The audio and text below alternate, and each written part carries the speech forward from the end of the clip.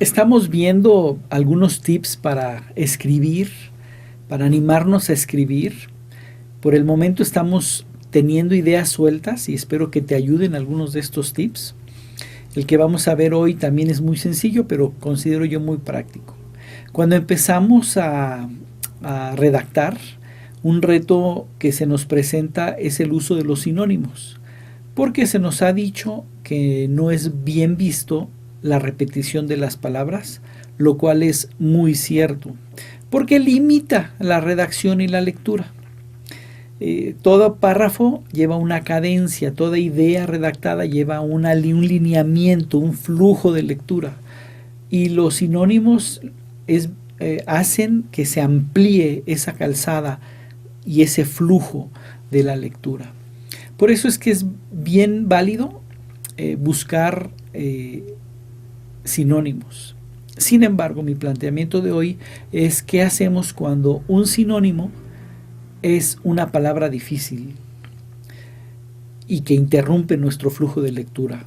Llegamos a la pregunta de ¿uso el sinónimo o uso una repetición para que no se rompa el flujo de lectura?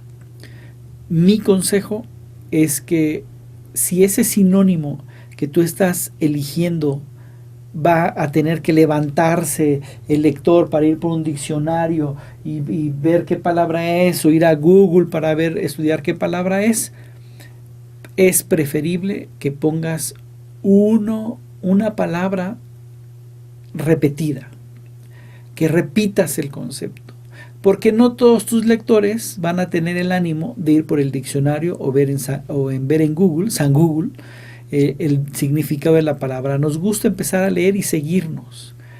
Valora cuando tengas un sinónimo, si es necesario ese sinónimo difícil, y me estoy refiriendo a esas palabras difíciles, a repetirlo.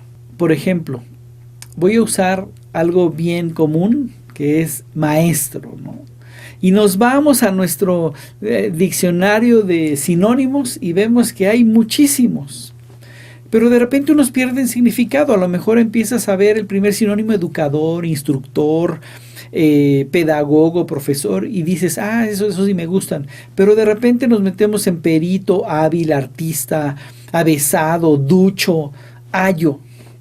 Entonces, si ya usaste los primeros y quieres usar de repente ayo o ducho, la verdad es que ya no te va a romper el flujo de tu lectura o de tu redacción, mejor dicho. Entonces, yo creo que en ese caso, cuando ya usaste la mayoría de los sinónimos, si tienes que o usar un sinónimo muy difícil o repetir, yo te sugiero repetir, pero no te detengas y no hagas detener al lector.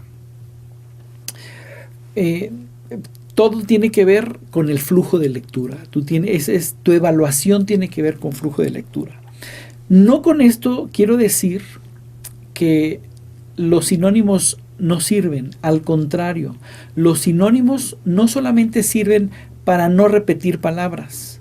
Los sinónimos amplían la argumentación que nosotros tenemos, profundizan en los porqués de lo que estamos haciendo, o simplemente en la explicación.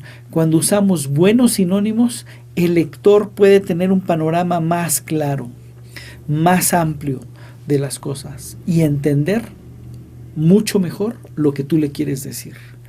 Sinónimos bien usados son herramientas geniales para explicar mejor lo que tú quieres decir. Es importante usar los sinónimos. En este caso, mi consejo que hablamos al principio es cuando el sinónimo es una palabra difícil que va a romper con el flujo de lectura. Entonces, es preferible, desde mi punto de vista, usar mejor una repetición.